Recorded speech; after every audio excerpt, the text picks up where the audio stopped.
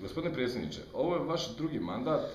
Po čemu bi željeli da Nebojša Zmajlović ostane upamćen kada napusti poziciju člana predsjedništva?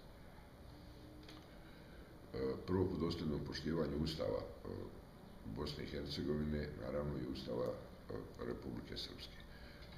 Pitanje za neke razvijene demokratske zemlje, odnosno odgovor na ovo pitanje ovakav bi bio potpuno smiješan jer se to podrazumijeva.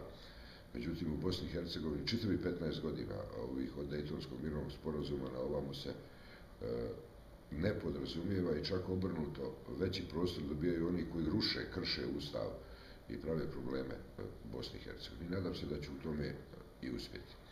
Drugi važan dio mog posla i ono po čemu mislim da sam uspio već i u prethodne 4 godine, to će biti i u naredne, jeste onaj dio Ustava koji govori o zaštiti entitetskih interesa u kome je član predsjedništva iz Republike Srpske prvi koji štiti interes tog entiteta. Mislim da sam to u prethodne 4 godine radio dosta dobro, iako nije, čovjek sam sebe ne može ocjenjivati, ne bi trebao bar da ocjenjuje sam sebe,